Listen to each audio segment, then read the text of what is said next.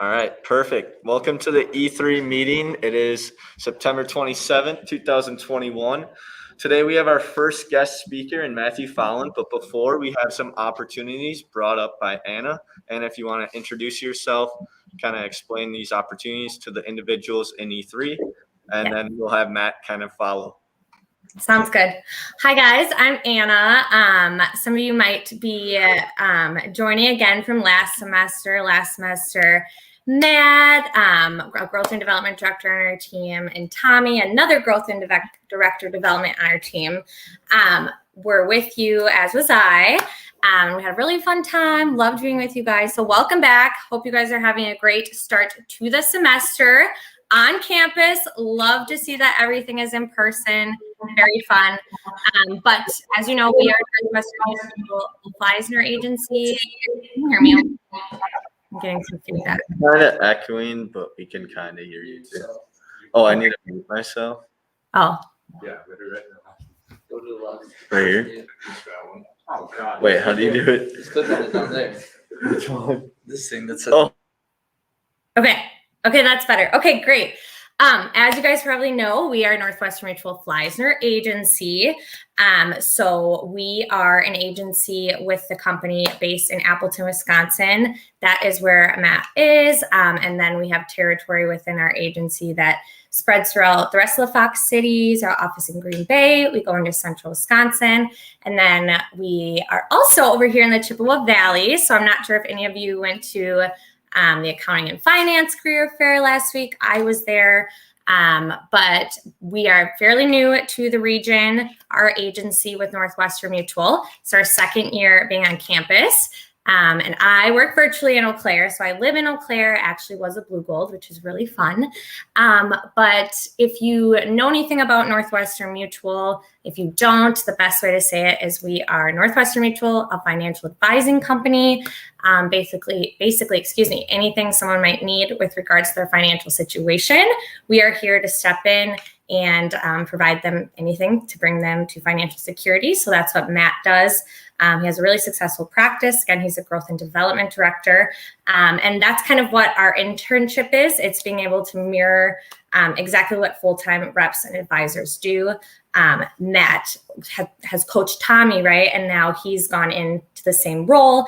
So there's great opportunity to learn the industry and really get your feet wet and do an internship to mirror what a full-time advisor does. I don't know if any of you are looking for internships, but I am currently bringing on students for our our winter program that starts spring of 2022 as well as summer. So if you guys are looking for any opportunities, want to learn more, I will stop talking now, but go ahead, let me know. I just sent Ethan a QR code.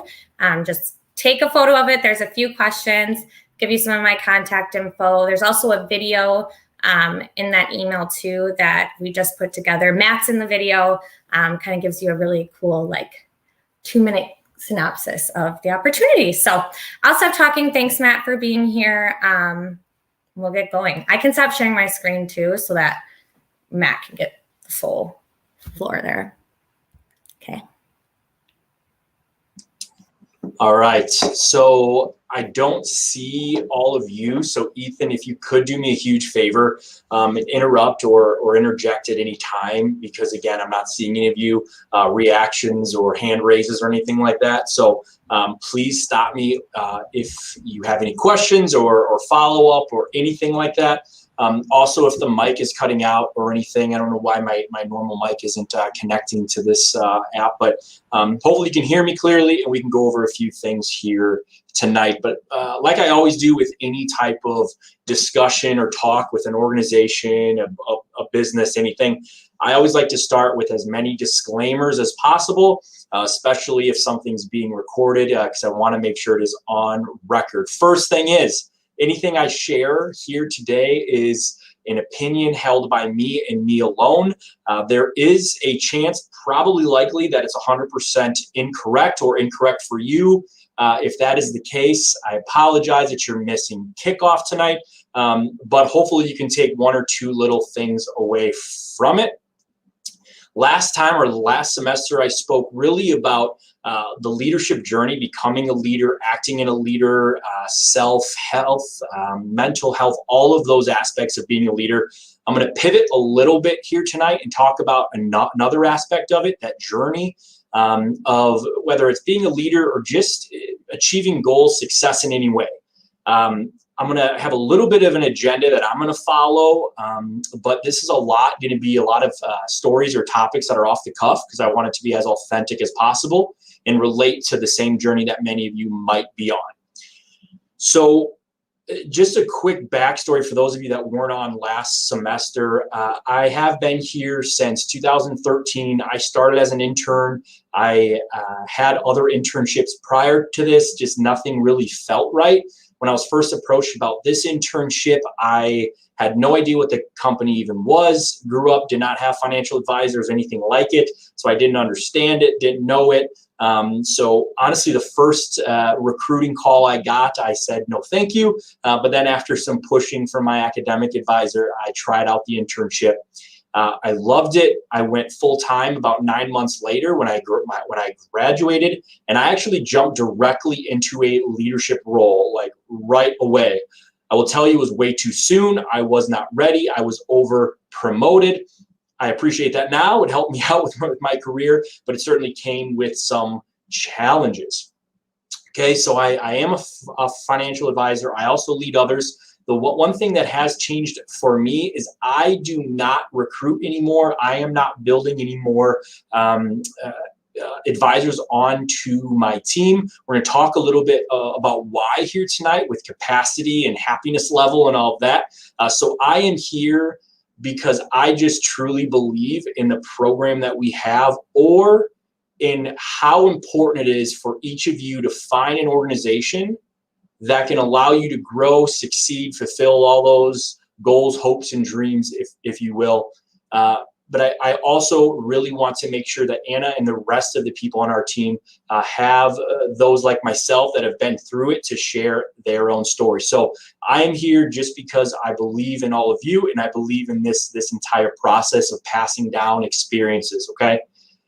So the topics, the main overarching agenda for me here tonight, as I wrote down notes over these last few weeks and talking with Ethan.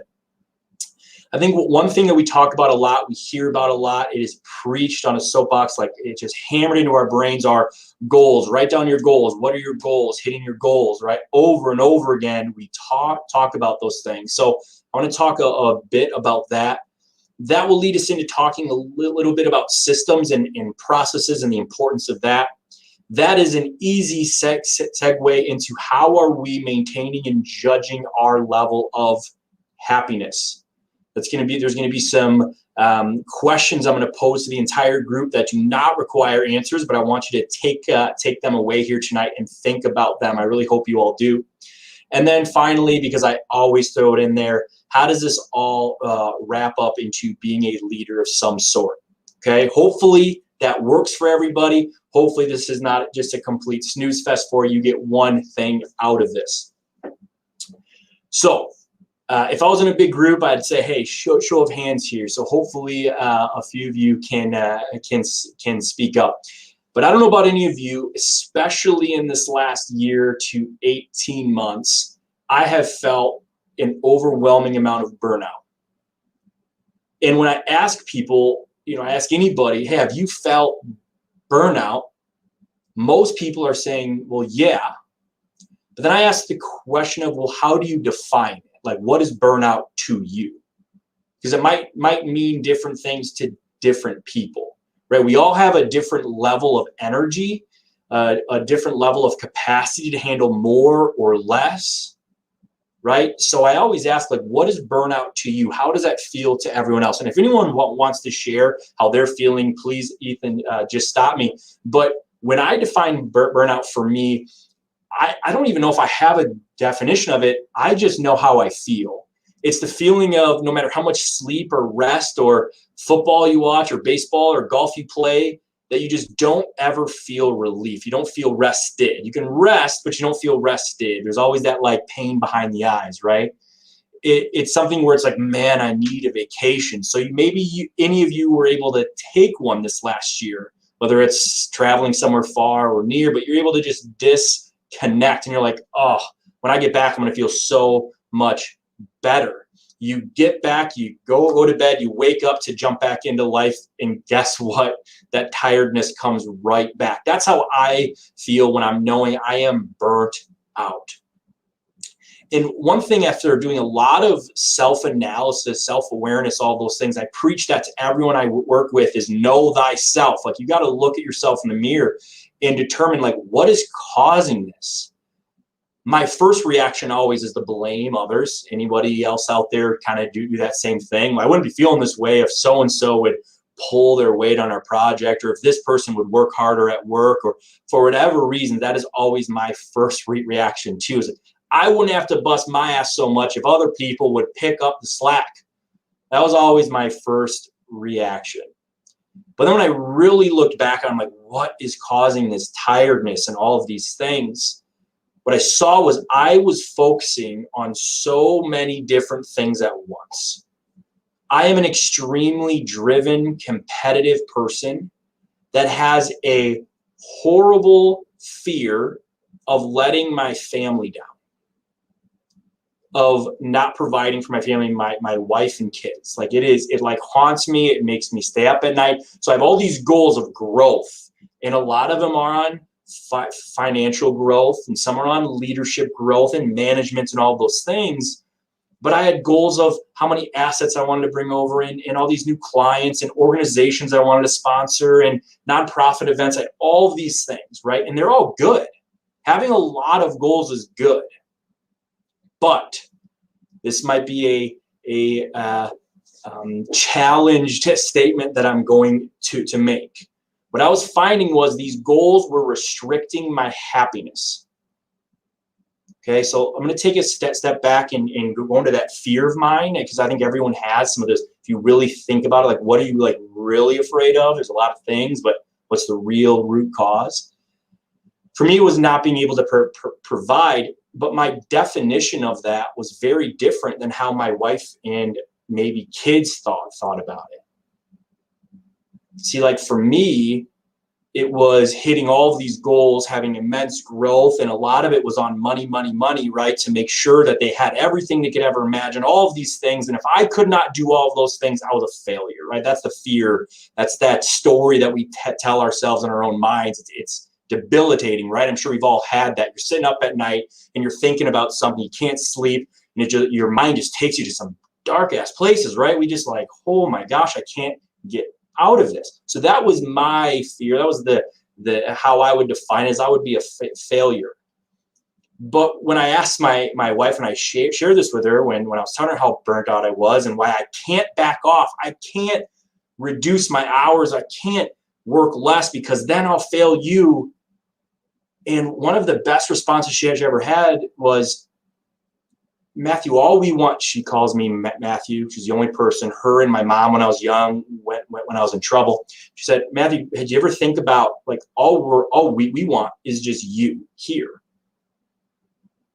I was so in this, like, this trap, this cycle of like pushing for goals and trying to give them more and more. I didn't even realize that I wasn't even there all that much. It was like it actually made me really kind of sick. Right? So I was like, my gosh, these goals, again, are restricting my happiness. And I'm like, where did I get that from? Okay.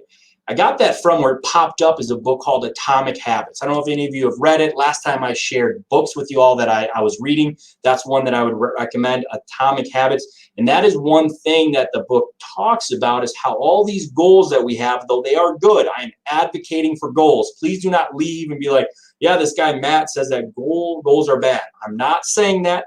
I'm saying that sometimes they can restrict our happiness. Why?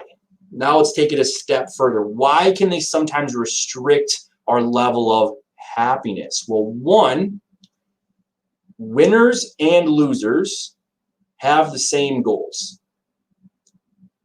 It's kind of obvious, but it seems weird. And in the book, it gives an example of Olympic athletes, right? There's only one person that wins gold. There's a winner. There is a loser. Silver is the second loser. Bronze is the third, fourth, fifth, sixth, right? So on and so forth. But at what level are they a loser if they don't win gold? Like, they still qualified for the Olympics, right? But they didn't check that final box. So if the goal is to win gold and you miss that target, are you a loser? Well, technically speaking, you did lose gold, but did you truly lose?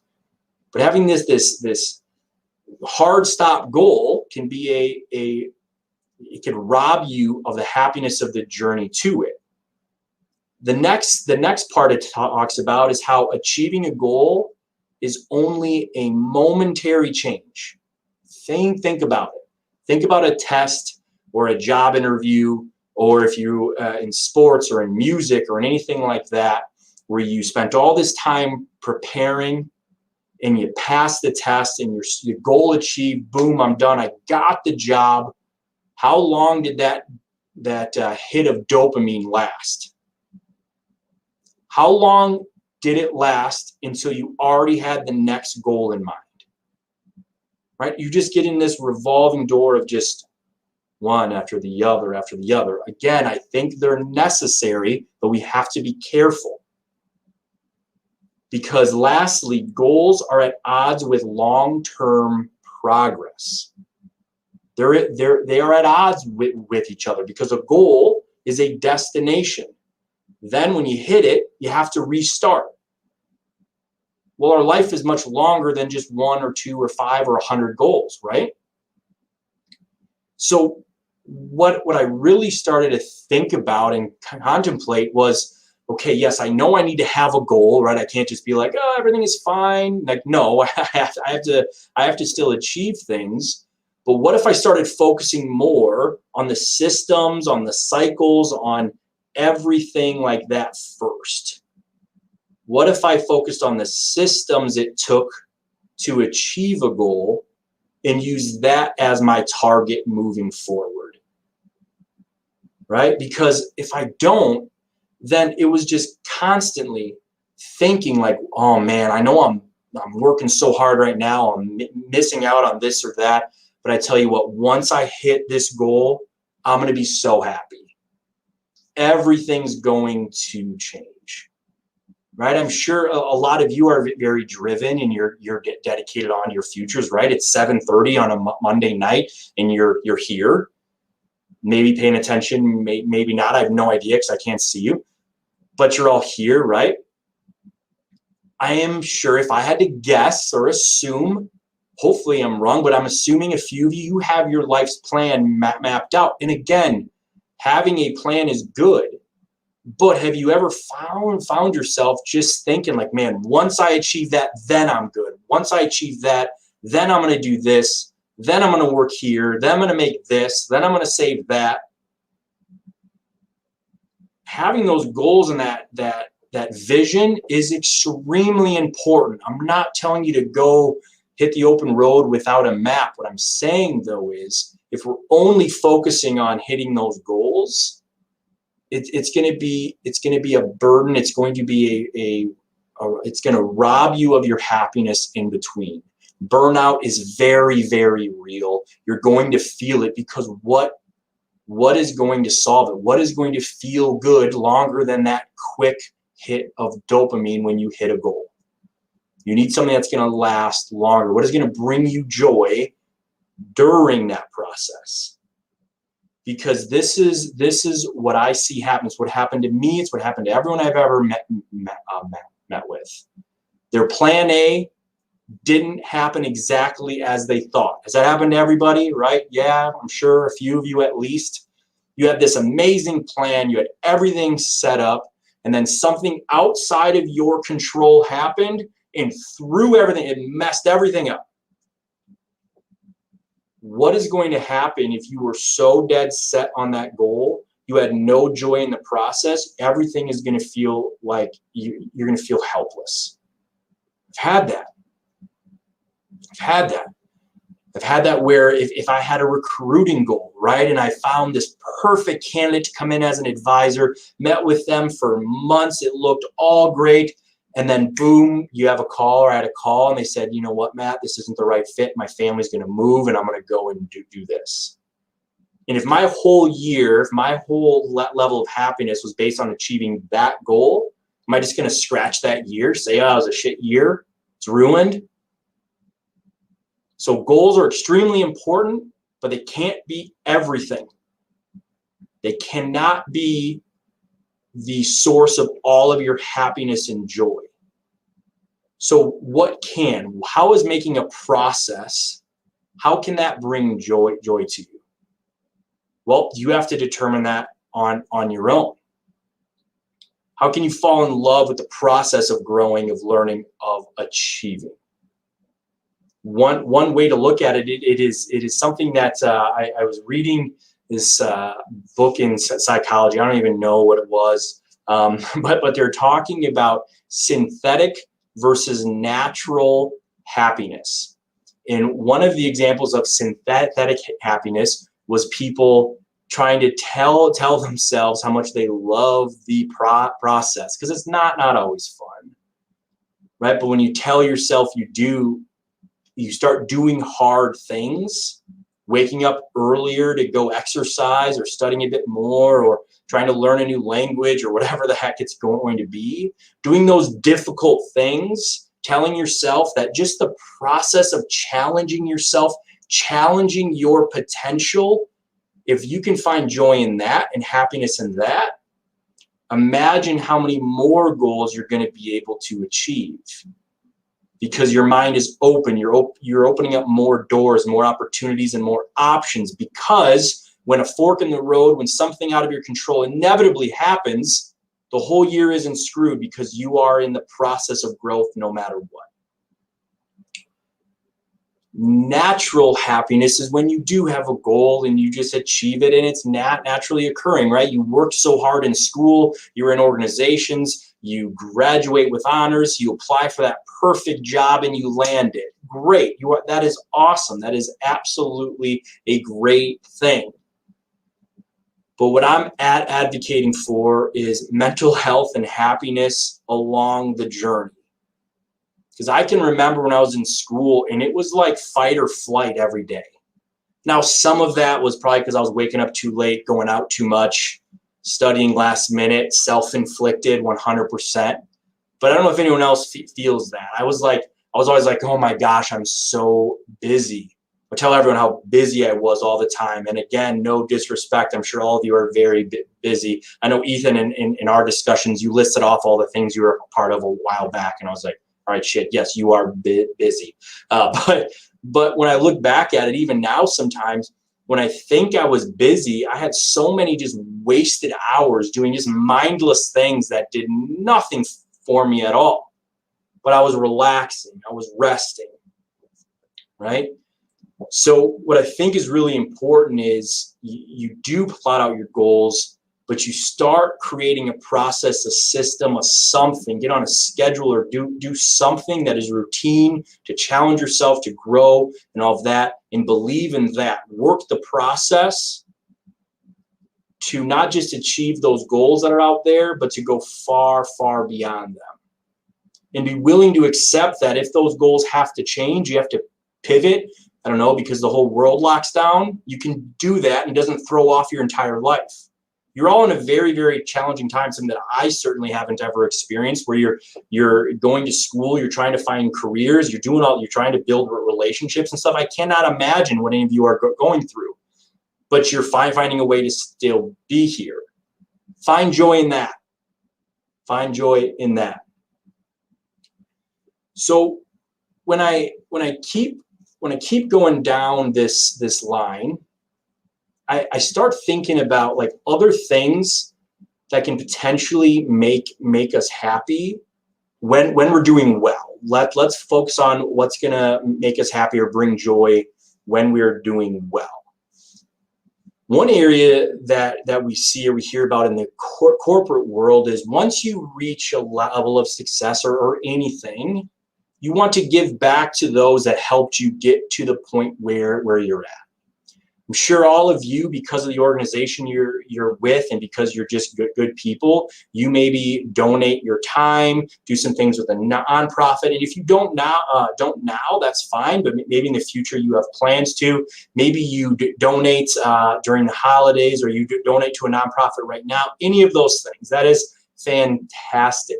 I'm sure all of us have given something at some point, and you get that jolt of wow, I just did something very, very good.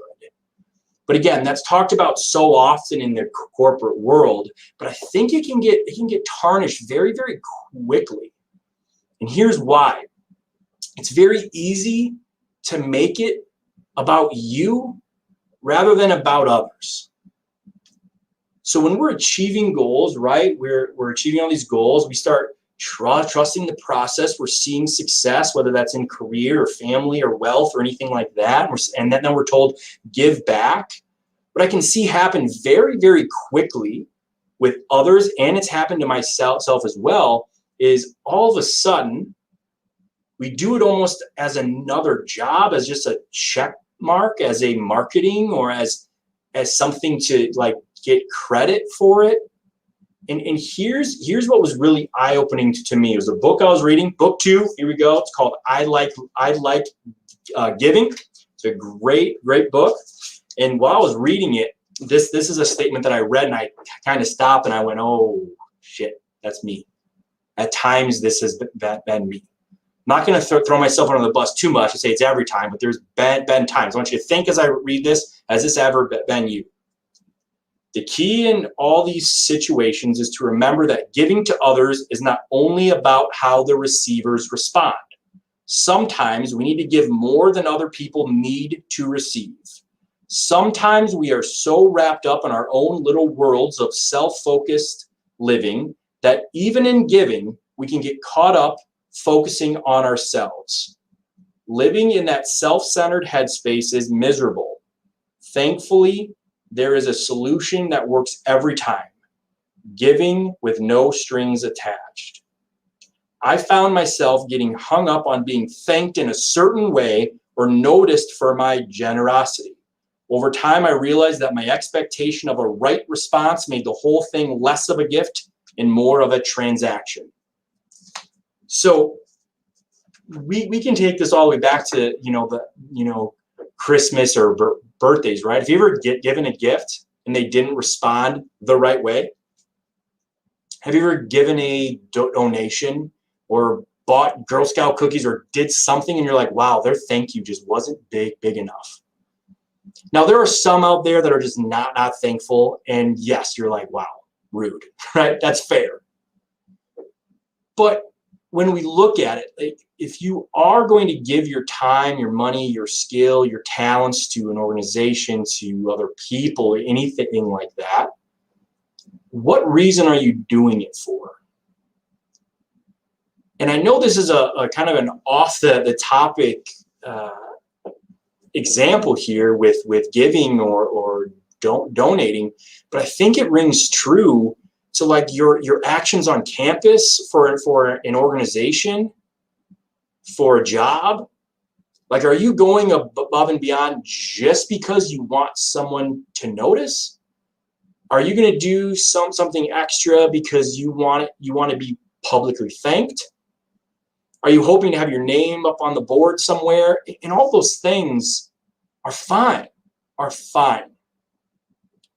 But when you look at what can bring you true happiness and joy, that's more lasting, that has no conditions on it, is giving or going above and beyond or working harder because it's just the right thing to do, because it's who you are, because it's your character, it's your values, anything like that. So I give the donating, the nonprofits as an example because I think it's easier to see. We might have all seen that, but I really want to focus on office, culture, any of those things. So when you're interviewing for that A+ career, anything like that, I would urge all of you to discuss that, to build working unconditionally, to giving more time, giving a helping hand unconditionally as part of your process. Again, remember, process, not always goal. Because guess what? If that becomes part of your process, I truthfully believe you will hit that goal and probably go above and beyond. Now, I am guilty of all of these things. I have taken on more than I can handle just because a manager or a CEO was going to be watching. I get home and I tell my wife, I'm like, oh my gosh, I signed up for this. I have to. She's like, well, why would you do it if you don't have time? I have to. Why? Well, because so-and-so is going to be there. Ugh. It's the worst. I'm not really doing it for any of the right reasons. I'm doing it for me, not them. That is so fake. That is so bad. No wonder why I'm miserable while I'm there. Imagine if you show up and you're truly there just to be there.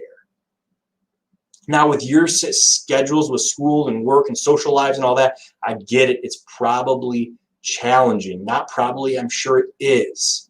But I would really, really think about that as you move on, as you try to interview for jobs, as you enter in the workforce, become a leader, any of those things.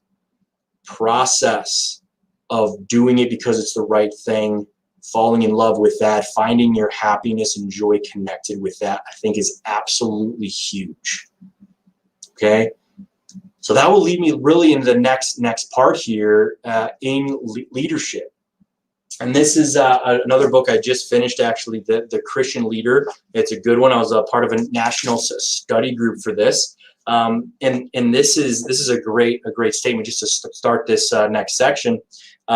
We need to learn to influence others out of our character. Many who aspire to leadership are looking for the right circumstances so they can lead. Many in positions of leadership find it difficult to lead because of obstacles such as lack of funds. We've all probably felt that. Lack of authority. They won't listen because they don't see me as their boss. Or confusion about methods. I think that's really important. There's always going to be like a million reasons why goals aren't achieved or why you weren't able to lead effectively when there has been a failure, when you have fallen short of a goal. There's always excuses for it. And in the corporate world, it's almost always on, well, if our budget was higher, we would have been able to do it, right? And Anna, if I were in your spot, I have no idea. You're hitting all of your goals, but I would, if I was a recruiter, I'd be like, well, if you want me to recruit more, I need more money, right? It's an easy thing to fall back on. And when you have people under you that you're responsible for, if goals aren't met, it's very easy to say as a young leader, well, they just don't respect me. What do you want me to do? They're not listening. Well, one thing that I've really learned over the years is that leadership isn't always just a title. The role you're in, it doesn't have to be formal, but instead you just have to lead or just be authentic with your own character and show others that this is just you all the time, right? This is your process all the time. You're not just there trying to motivate others when others are watching. You're not volunteering only when there's going to be an award or a scholarship associated with it. It is just your process. It is just who you are. It's your character. You're doing it for a higher reason and for other things. So leading from our character and doing things that can be repeated in a cycle over and over again. What a good visual that I have for this is that some leaders will show their team a goal, right? It's like a target, and they see the arrow going through. We want to hit a bullseye. We want to knock it out of the park. All kumbaya, all great, right? Has anyone seen that? We see them all the time in PowerPoints, corporate. It's miserable, but it's what it is. I think an effective leader can show not just the end result, but this cycle of a repeatable process and be very clear about everyone's role. Be very clear about where everyone stands and how this is going to work. Because then everyone can feel part of it. Everyone can gain happiness and joy that they're involved in that cycle over and over again. Doing that will bring you past the goals you originally had. Having blindfolds on, just moving like a bull through everybody to try to achieve it, although you can still attain goals that way, I think it's going to lead to more burnout and unhappiness, right? So to kind of just tie everything together, because this is a conversation you can have over many hours, and I condense things down a lot, is I want to share my own journey real quick right now. So like I said earlier, I'm extremely driven. I want to succeed, and I truthfully wanted to climb the ladder as fast as possible. Blinders on. I was willing to do anything it took, invest any amount of capital it took to grow as quickly as possible. I lost out on a lot of time. I've been doing the same thing over and over again, and I found on myself month over month burnt out. Last year, when everything shut down, we were so nervous about all the people in our office that everything for me and my business got put on hold so I could serve those around me to make sure that they were okay. It was just like everything, nothing else matters. We've got to still stay intact as a team to hit our goal. And what I found in that time was I wasn't going to anybody, talking to anybody to receive my own coaching or help. So my process was broken. I completely went off track for my process. I was reactive with everything. Everything was a reaction. We were not proactive with anything. And as a business owner that manages a large amount of people and money and all these things, like, we can't allow that to happen. So what I found was, although we were still achieving, we were doing well, my happiness was going down. I was drained. The office and my people were getting the best of me, and my wife and my kids and my daughter, Kennedy's almost 3. She's very active. She requires a lot of energy. They were just getting what was left. That's not fair. What I found was my leadership, my ability as a leader started to go down. So I was so focused on goals. We were pushing after it so much that we hit a pinnacle of success. We were seeing so much success. And then because I didn't focus on process and happiness and all these other things, we just kind of plateaued, and then we just started to fade. Growth just wasn't there. So what did I have to do? What I have to do, the first thing I advocate for, like I said, is take a look in the mirror, self-evaluate, look at what's going on, look at all these things you have we're worried about. Like, great, you have goals, but do you have too many at once? What's going on here? Look at your process, audit your day. I think I said this last time. I'm such an advocate of it. Write down everything you do an entire day for a week. It will shock you how much time you waste. You don't have to share with anybody, because for me, it was embarrassing. I'm like, oh, wow. Fantasy football does not need that much time. Anyway, evaluate all that. Evaluate what is a drain on your personality. What is not in line with your process, with your vision, with your character? Are you doing things for others, or are you just focusing on you? When you can help another person, is a scientific fact that you get something out of it if you do it for the right reason. And finally, in order to be an effective leader now and in the future, I believe you have to have all those other things taken care of first. So evaluate, take a look in the mirror, determine everything that's going on. Find out and ask yourself. This is a question I actually ask clients during my first meetings, and they kind of look at me. Are you happy? Simple question, extremely complicated answer. Happy means different to everybody. Have a conversation with yourself about it. Have a conversation with someone you care about, that you're close with. Talk about it. And if you're not, find a way to build up those people around you that support you, and find a way to find joy in the struggle that you're in right now. Synthetic happiness, I believe, can be just as powerful as natural happiness. The mind is extremely powerful. I hope you all use it. I hope you all can take this from the classroom and organization onto the next career path or anything else you're involved in, because I think it can pay out dividends for you in your future, not just financially, but personally as well. I think it's extremely important. And again, I'll lead back to it. These are all my opinions from what I've seen, from what I've read. I read a lot of audiobooks because I drive a lot. But reading and talking to others, self-reflection is so damn hard, but it is so important, whether that's through meditation or yoga or exercising or just whatever it is. I advocate for all of it. Do whatever you have to do to get your mindset right. There's nothing more debilitating on your mindset than sitting in front of a TV or a phone screen. So I'd advocate for reducing that and turning it off as much as possible as well.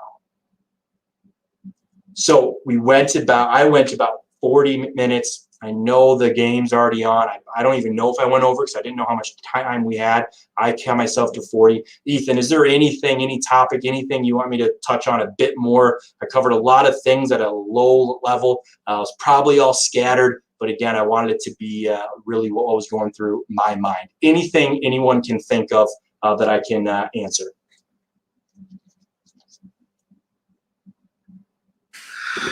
Matt, I think that was a lot of great information that a lot of our students, peers, friends can kind of put to use and implement right away in their life. And I think it's probably one of my favorite topics that you talked about so far in the last 2 meetings we've had.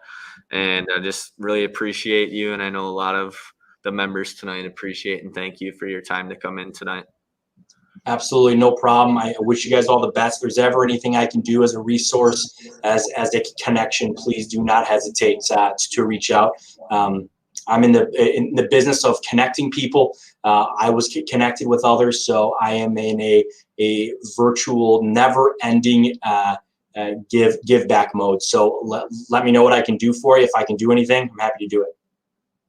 Perfect. Thank you very much. We appreciate the both of you. Have a good rest of your night and enjoy the game. All right, you too. Take care, guys.